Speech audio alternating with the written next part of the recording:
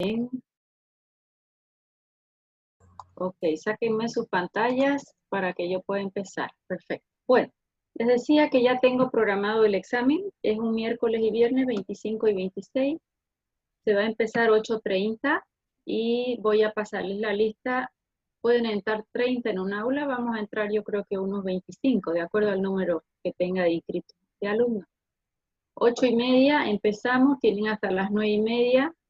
Ahí se hace limpieza y ese grupo se va, no se pueden quedar en la universidad, es la única recomendación para que nos dejen tomar el examen presencial.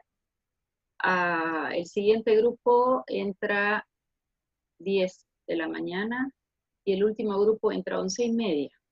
El miércoles igual que jueves para cada grupo, ¿ya? Yo les decía que el examen es 2 temas completos y el temario es todo, ¿no? Todo lo que hemos avanzado. Farmacocinética va, un tema es absorción, distribución, metabolismo, excreción, ahí ya tienen 5 temas. Luego autónomo, agonistas muscarínicos, antagonistas, agonistas adrenérgicos, beta bloqueantes.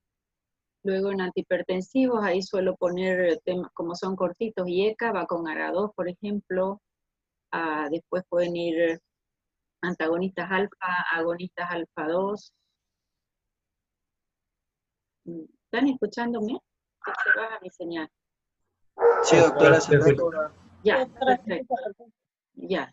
Bien, entonces, eso, te los voy a escribir si quieren los temas para que nadie diga después que no, que ese tema no entraba, entran todos, ¿no? Luego entra insuficiencia cardíaca, angina de pecho y arritmias. Esos son todos los temas. Entonces cada uno va a recibir su hoja con sus 2 temas, que los hago bastante al azar, entonces es completo. Solo va a ir el nombre del tema. Cuando digo el nombre del tema y te tocó agonistas muscarínicos, ¿qué te corresponde hacer? Clasificación, mecanismo de acción, efectos farmacológicos, indicaciones, reacciones adversas y si tiene contraindicación, ¿no? De cada tema es igual, ¿ya? Preguntas y dudas.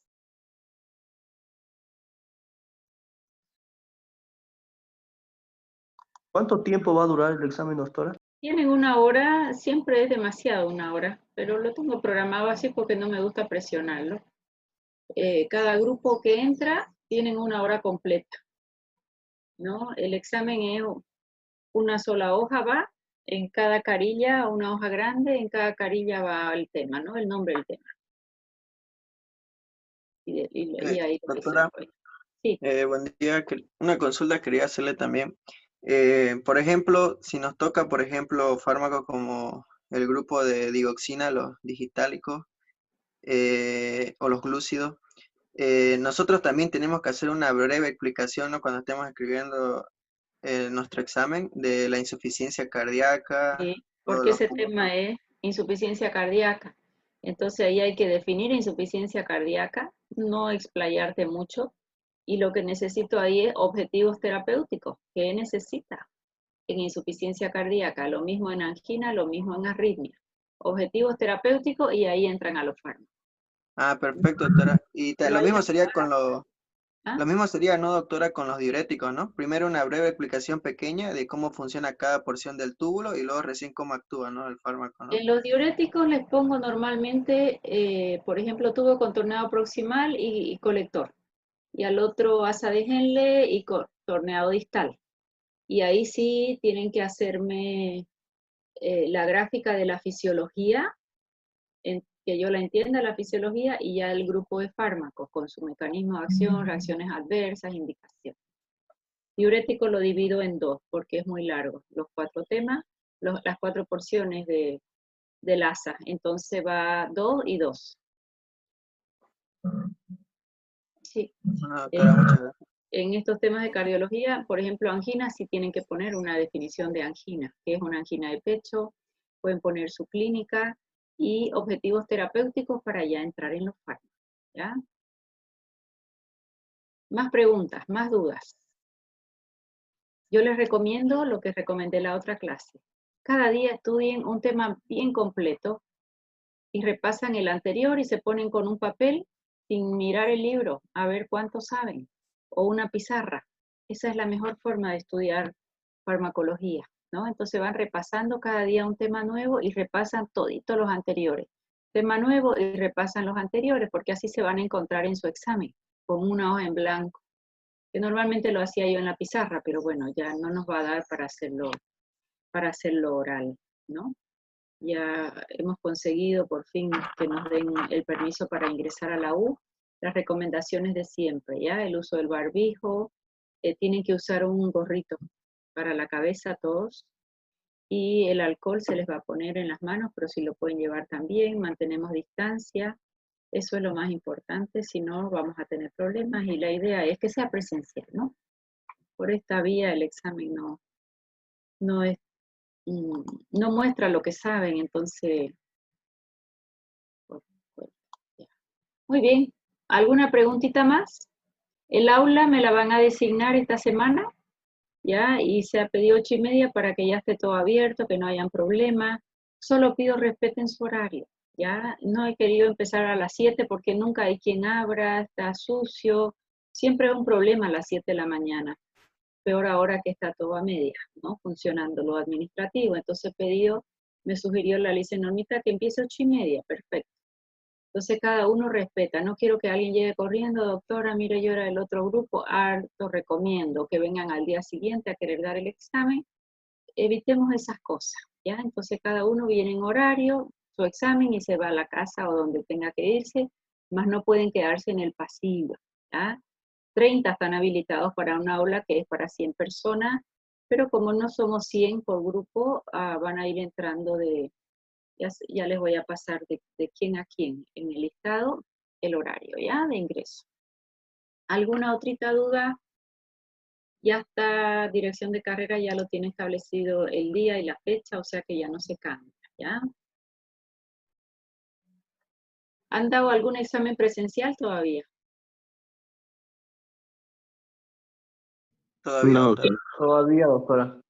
Todavía. Sí, recién han habilitado ayer o antes de ayer, creo que fue, que ya el COE nos habilitó para poder abrir con poca gente, ¿no? Porque esperábamos eso, por eso todavía no, yo no les confirmaba. Bueno, criaturas, estamos en antiarrítmicos, ¿no? ¿Dónde estamos? Trato a mis ventanas. Han quedado muy calladitos.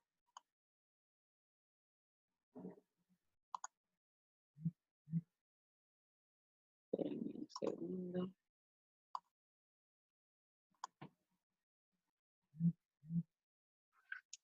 Esto está de lento que no me responde. Ya. Y Midina quedamos, ¿no? ¿Van viendo mi pantalla o no? Sí, doctora, se está viendo. Ya. Bueno, entonces ya habíamos, por aquí me quedé. Ok. Cuando hablábamos de las arritmias, teníamos dos orígenes de las arritmias. ¿Quién recuerda un poquito, en dos palabras? Trastornos en la conducción, doctora. Sí, y antes de la conducción, Generación impulsos de impulsos anormales por un tejido eléctricos isquémico. anormales. Perfecto. No siempre tejido isquémico, ¿verdad? También puede ser una taquicardia sinusal, por ejemplo. Eso es importante. Ok, entonces, si tengo conducción de impulsos eléctricos, generación de impulsos eléctricos, siempre quien genera el impulso eléctrico, ¿qué dice? Ahora sí.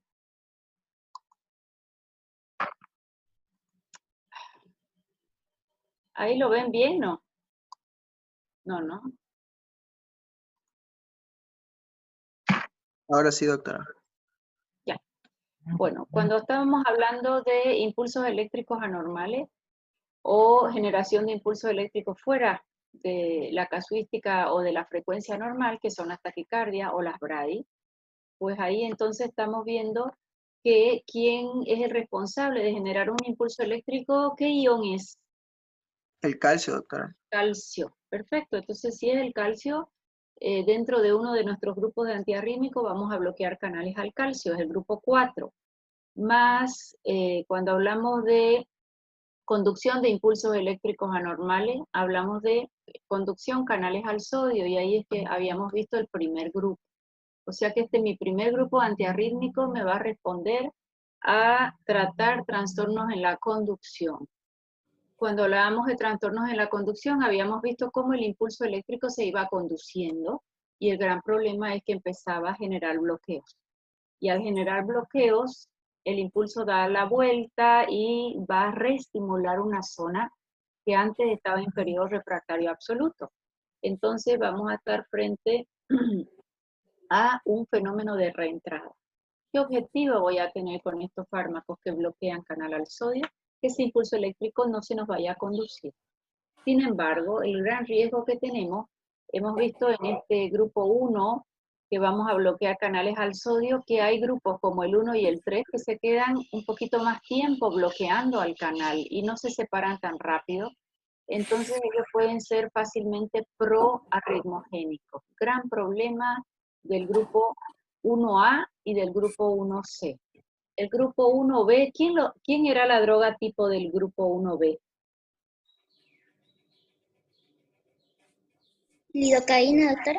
Muy bien, mi niña, lidocaína. ¿Y la lidocaína, te acuerdas qué ventaja tenía? Tenía ya una característica bien importante. ¿Cuál era?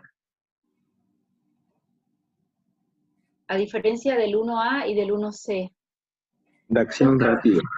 Ella bloquea el canal al sodio y se va rápidamente. Y lo bloquea el canal del sodio en estado inactivo, ¿no? Mientras que el 1A y el 1C en estado activo. Entonces, si está en estado activo y yo voy a bloquear, el bloqueo es mucho mayor. En cambio, la lidocaína es la menos arritmogénica. Y de ese grupo 1B, ¿quién se acuerda cuál había de vía oral? No sé qué dice.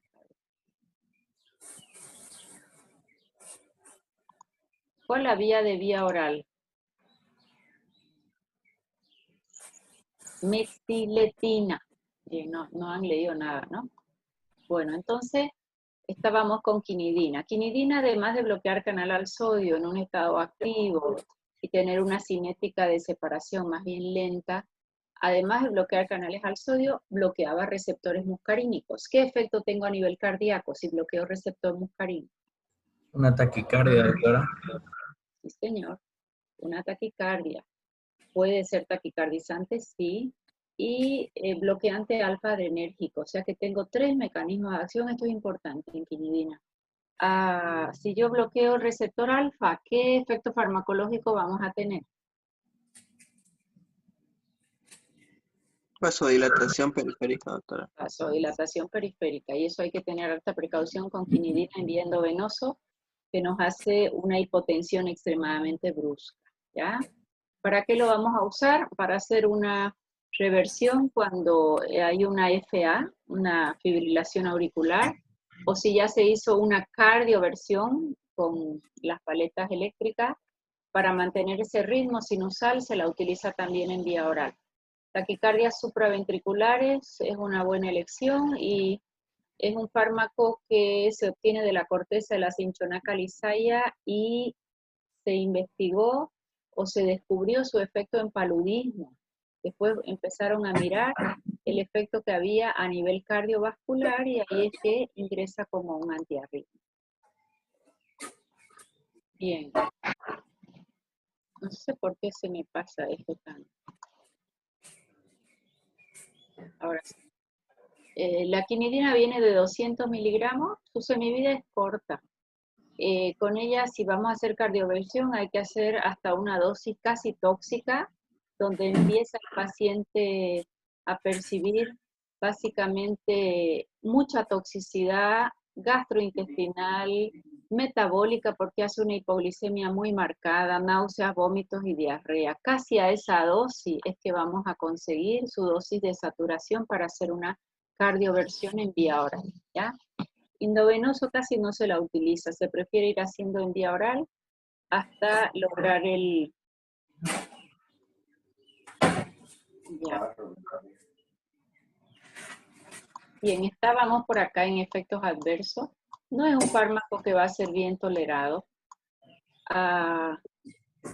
el gran problema de ella es que es tricompartimental, se acumula y sus efectos adversos el paciente no los tolera fácil.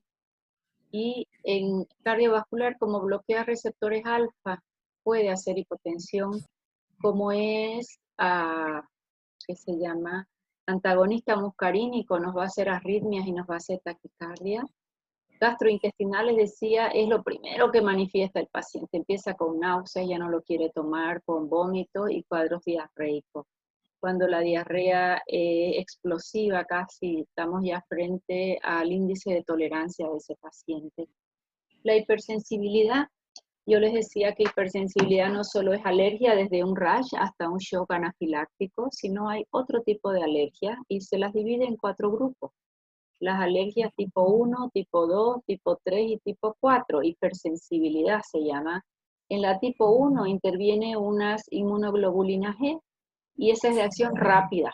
Me comí algo, tomé algo, un medicamento, aparece el rash, picor, vasodilatación, hasta un edema. Va desde un rash hasta un edema de glotis. La 1B, el cuerpo empieza a generar anticuerpos contra los elementos formes de la sangre y los destruye. Glóbulos rojos, blancos y plaquetas. ¿Ya? O sea que eso es una hipersensibilidad o alergia. La tipo 3 está mediada por inmunocomplejos. Acá interviene antígeno, anticuerpo y complemento contra los órganos contra ciertos órganos, por ejemplo, a nivel de endotelio vascular, por ejemplo, nos puede dar un lupus eritematoso, toda la clínica de lupus, cuya causa es este fármaco, ¿ya? Es similar a un lupus eritematoso. Puede tomar tejido hepático y hacer una hepatitis granulomatosa. Y luego, en la última tipo de hipersensibilidad o alergia, esa está mediada por linfocitos citotóxicos. ¿Ya? Entonces, esto para que sepan siempre, hipersensibilidad o alergia no solo es un rash o hasta un shock anafiláctico, sino que todas estas otras reacciones a granulocitosis, trombocitopenia, leucopenia, un síndrome similar al lupus, sí está relacionado con fármacos por reacciones de hipersensibilidad. Bueno, a nivel hematológico, trombocitopenia porque deprime médula ósea y también por reacción de hipersensibilidad. Esta hipoglicemia es muy clara. ¿Ya? Cuando el paciente tiene hipoglicemia, ¿cuál es su clínica?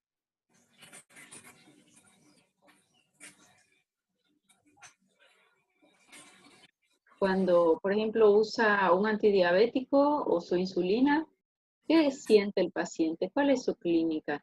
Eso lo tiene que detectar porque rápidamente tiene que consumir algo con glucosa, si no va a haber un daño neurológico importante. ¿Qué siente el paciente?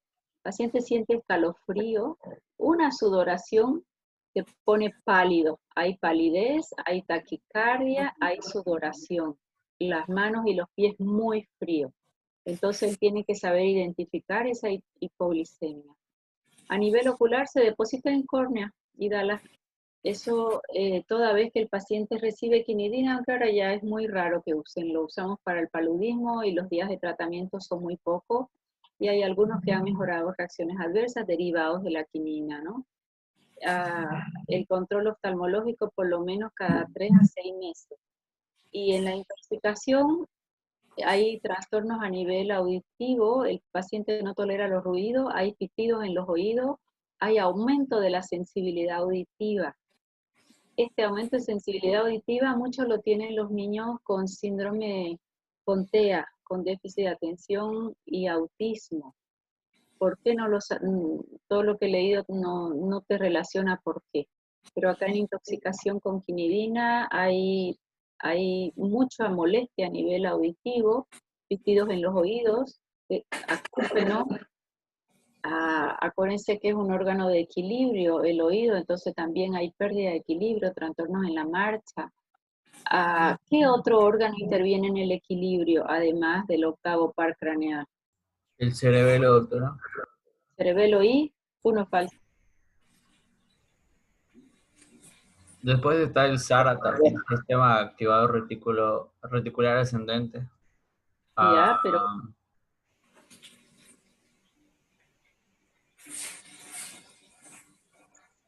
los ojos, La a nivel visión. ocular, ya, ok. Bien, en la intoxicación, entonces, los trastornos cardiovasculares, esos son los primeros que se manifiestan, zonas de bloqueo. ¿Por qué bloqueo? Porque estoy bloqueando canales al sodio, o sea que es un antiarrítmico proarritmogénico, y ahí empieza una taquicardia ventricular, que puede hacer una fibrilación ventricular y eso va a terminar en un síncope y pudiera llevar a la muerte, sí, porque le vamos a provocar zonas de bloqueo. Bien. Precauciones. ¿En qué paciente vamos a tener precauciones? Pacientes que ya tienen bloqueo. Ahí es más complicado. Si el bloqueo es completo, o sea que hay que ir revisando el electro conforme se va dando la digoxina al paciente. Hipersensibilidad que no es tan fácil de identificar. Si el paciente te hace un lupus, lo último que vas a pensar es el fármaco. Y cada vez se ha determinado que hay más fármacos que dan este tipo de patologías relacionadas con autoanticuerpos.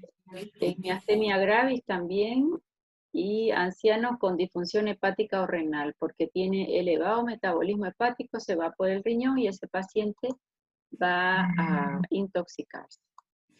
Bien, la quinidina está en pausa. Deje de compartir, ¿no? No sé qué le pasa a mi computador.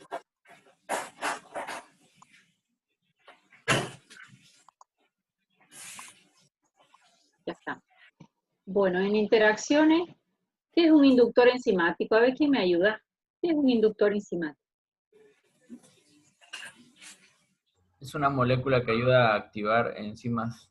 Ayuda a activar enzimas y a acelerar procesos catabólicos o anabólicos. Ya, bien. Viene a ser un fármaco, un inductor enzimático, que va a despertar mayor número de enzimas y cuando viene el segundo fármaco se va a biotransformar mucho más rápido. Inductores enzimáticos, ¿quiénes son? Estos casi los van a aprender porque los van a ver con mucha frecuencia. Rifampicina, fenobarbital, que es anticonvulsivante, eritromicina y la fenitoína, que también es anticonvulsivante. Eritromicina es un macrólido antibiótico. Disminuye niveles plasmáticos. ¿Por qué? Porque quinidina va a pasar por el hígado y va a ser biotransformada más rápidamente. Y luego amiodarona, que la vamos a ver. ¿Qué grupo de antiarrítmicos es amiodarona? Grupo 3. 3, doctora. El grupo 3. Ya. Amiodarona, que tenía todos los mecanismos de acción, ya la vamos a ver enseguida, puede aumentar las concentraciones plasmáticas de quinidina, más no es una buena idea hacer amiodarona y mantener quinidina. Si se va a hacer amiodarona, se va a quedar sola, ella tiene el mecanismo de acción, básicamente de los antiarrítmicos. Luego los betabloqueantes me van a hacer bradicardia y no se deben dar juntos con la quinidina, pueden aumentar la probabilidad de bloqueos con quinidina. Y los inhibidores de anhidrasa carbónica pueden aumentar la reabsorción tubular y eso va a llevar de la quinidina. A ver, un inhibidor de anhidrasa carbónica, ¿cómo deja la orina? ¿Ácida o alcalina? Alcalina, doctora. Alcalina, y la quinidina es alcalina. Entonces, una base en un medio básico está muy liposoluble y favorece su reabsorción, entonces se va a ir menos quinidina y eso va a favorecer la intoxicación.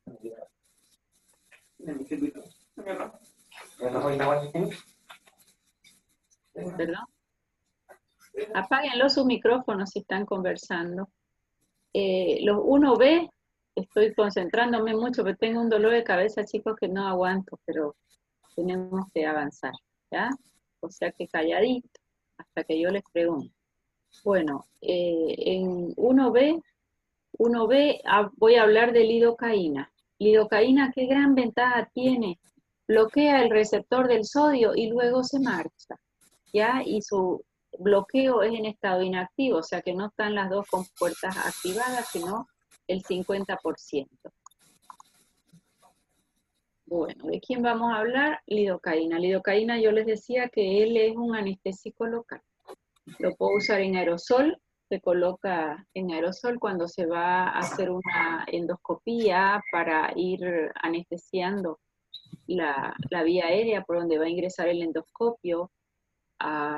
Luego, si es se puede hacer subcutánea, intradérmica. La lidocaína en vía oral no se la puede tomar porque ella se inactiva, entonces es un antiarrítmico que no se puede dar por vía oral, por eso sale mexiletina, un derivado de ella que fue una gran ventaja en el uso de los antiarrítmicos, ¿ya? Pero en vía oral lidocaína se inactiva. Y la única forma en que tengamos que ella sea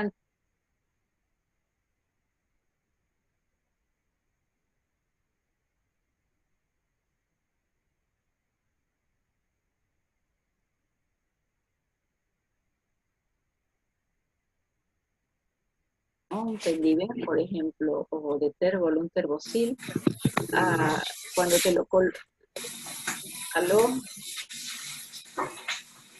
Max, ¿puedes apagar tu micrófono, por favor? Ya, entonces, se me baja mi señal, ¿no? Sí, ya. Cuando colocan esta penicilina con este anestésico, se ha visto en algunos pacientes, es solo intramuscular, ¿no? La administración de una penicilina benzatínica porque es insoluble, ella va a ir solubilizándose y liberando el principio de activa circulación sistémica. Cuando lo colocan con lidocaína, más de una vez hemos visto que hay cuadros de bradicardia con la lidocaína en pacientes que no tenían trastorno cardiovascular. O sea que esa lidocaína que se coloca junto con esta penicilina no tiene sentido. La Organización Mundial de la Salud lo aprueba. Eso lo hacen acá en Bolivia y te dicen para que no le duela. Tendrá sentido que la lidocaína se haya adentro. Y lo que duele es el pinchazo. Cuando te meten la aguja, la lidocaína no está actuando. Sí, entonces es algo que se hace en Bolivia y que no debería utilizarse, no es adecuado. Y encima se ha visto que esa lidocaína después cuando se va liberando junto con la penicilina pudiera tener algún efecto adverso cardiovascular. Bueno, arritmias supraventriculares y ventriculares usamos la lidocaína, y la lidocaína que ella se inactiva en vía oral aparece mexiletine. ¿Qué ventaja tiene mexiletine? Chicos, ¿alguien tiene su micrófono? A ver, voy a ver quién es. Max Limón, ya lo silencié, pero no puedo andar silenciando a todos así. Ya. Mexiletina entonces es un derivado de vía oral del grupo de la lidocaína, similar.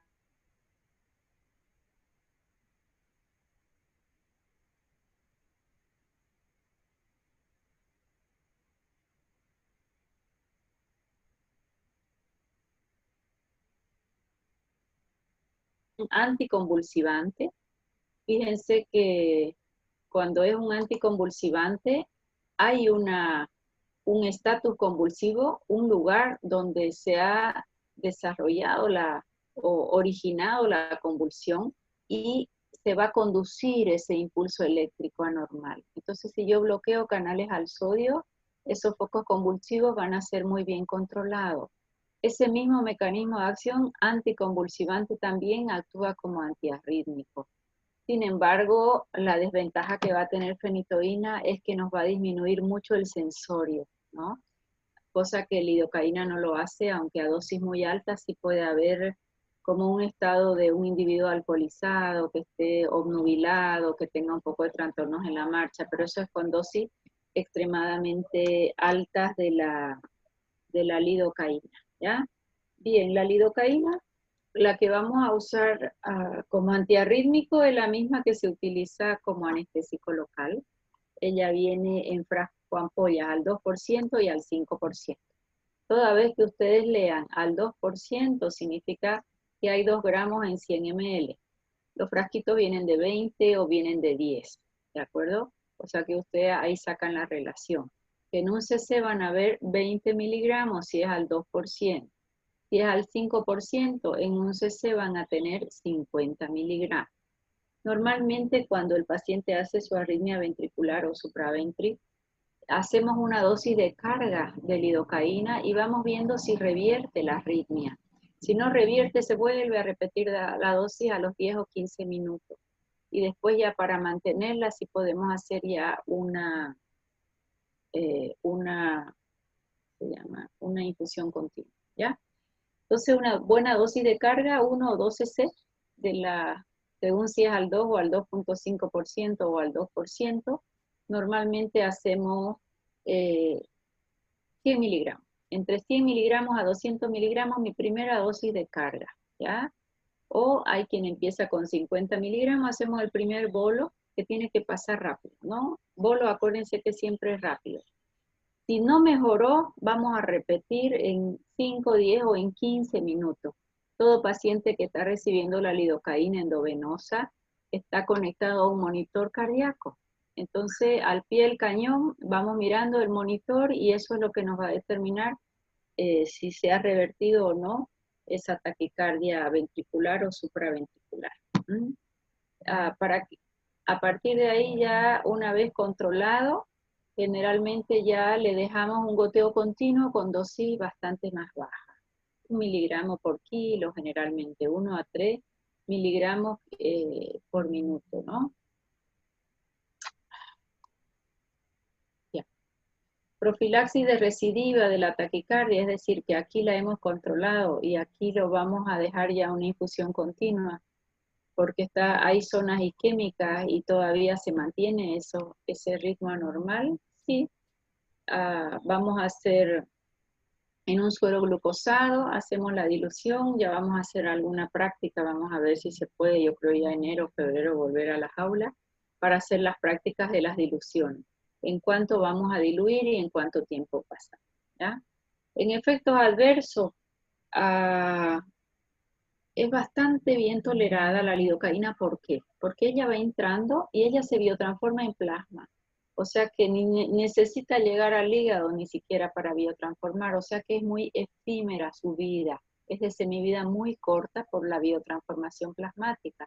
Entonces es muy raro que ella se acumule, a no ser que hayamos dado dosis muy grandes, y cuando damos dosis grandes, que son las primeras dosis 50, 100 miligramos en bolo, puede haber ya una acumulación y tener una visión borrosa, tal cual un individuo alcoholizado, ¿ya? Visión borrosa, agitación, temblores, puede hacer hipotensión y bradicardia.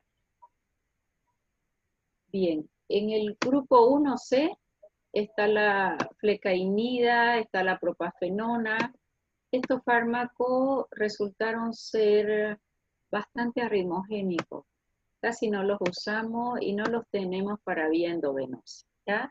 Propafenona, por ejemplo, sí se indica en una FA, sin embargo, sus efectos adversos han hecho que no sea un fármaco de elección y casi no se la utiliza. Cuando recién se lanzaron, sí, se utilizó bastante. Su perfil de seguridad es muy bajo, el propafenona, o sea que sus efectos adversos son bastante altos. Ella es bastante hepatotóxica, hace como un signo de muscarínico de sequedad de boca, de estreñimiento, hace hipotensión y bradicardia. Se las estoy pasando un poco rápido porque no es fármaco que estemos usando frecuentemente, casi en desuso. Del grupo 1, ¿con quién nos vamos a quedar? La quinidina sigue siendo un buen fármaco para hacer una reversión en FA, en vía oral, para no hacer una electrocardioversión al paciente, ¿ya? Ella se queda y luego la lidocaína endovenosa sí, y la mexiletina en vía oral también. Propafenona, flecainida, casi no se utiliza. Bueno, en el grupo 2 tenemos los beta bloqueantes. Este grupo ya lo hemos avanzado, ya no vemos su mecanismo de acción. Saber que va a disminuir obviamente la frecuencia cardíaca. Si la taquicardia sinusal es un buen fármaco, principalmente en un ataque sinusal. Significa que el nódulo sinusal es el que está haciendo mayor frecuencia de disparo, ¿no? Gran problema, son taquicardizantes, deprimen las 4 propiedades cardíacas, entonces sí va a deprimir la conducción, sí va a deprimir la excitabilidad, sí va a deprimir la contractilidad. Eso habrá que tener en cuenta en pacientes que ya vienen con una insuficiencia cardíaca, ¿no? Bueno, nada, los bloqueantes beta ya los hemos avanzado. Propanolol, están los cardioselectivos, los no cardioselectivos, con ACI, sin ACI. ¿Para qué voy a usar un beta bloqueante? En las taquiarritmias, ¿verdad? Las taquicardias sinusales, y es un buen fármaco cuando las arritmias están relacionadas con estrés, ¿ya? En el estrés, acuérdense que hay buena liberación de adrenalina, y esa es la que va a hacer las taquiarritmias y la hipertensión también. Entonces, es un buen fármaco en arritmias disparadas principalmente por estrés. Y en el hipertiroidismo, donde tengo un aumento del metabolismo basal, taquicardia, hipertensión, es un fármaco de primera línea, pero lo que habrá que controlar es ver cuál es la causa del hipertiroidismo y tratar al hipertiroidismo, que tenemos fármacos que van a ocupar los receptores tiroideos para ir a bloquearlo, ¿no? Como un propiltiuracilo, por ejemplo. Entonces, el beta bloqueante va a ser solo sintomáticamente, de momento, un buen soporte para las taquicardias o taquiarritmias que nos ha producido el hipertiroidismo, ¿no? Más no está curando nada, está solamente paliando síntomas. En un infarto, en realidad posterior al infarto, sí vamos a utilizar. ¿Para qué? Para hacer la protección cardíaca y ese corazón trabaje mejor. En el momento de infarto no usamos un beta bloqueante, en el momento de infarto usamos un vasodilatador coronario, vemos si es un infarto reciente para hacer una fibrinólisis, más cuando ya pasó el evento, ahí recién vamos a utilizar el beta bloqueante y un IECA. ¿Quién se acuerda por qué usábamos el IECA en el infarto, posinfarto? Para evitar ¿qué? Remodelación cardíaca. Para evitar la remodelación cardíaca. Bien. ¿Por qué no usaríamos un beta bloqueante Wolff-Parkinson-White? Porque hay problemas accesoria, doctora, y solamente con ablación. bloquea B, pero el impulso continúa por la vía accesoria. Entonces, exactamente.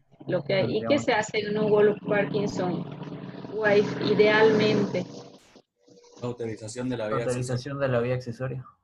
Sí, eso es lo ideal, más si el paciente está en condiciones y se puede hacer, eso pudiera ser un tratamiento definitivo. Bien. Grupo 3. El grupo 3, ¿quién es la droga tipo del grupo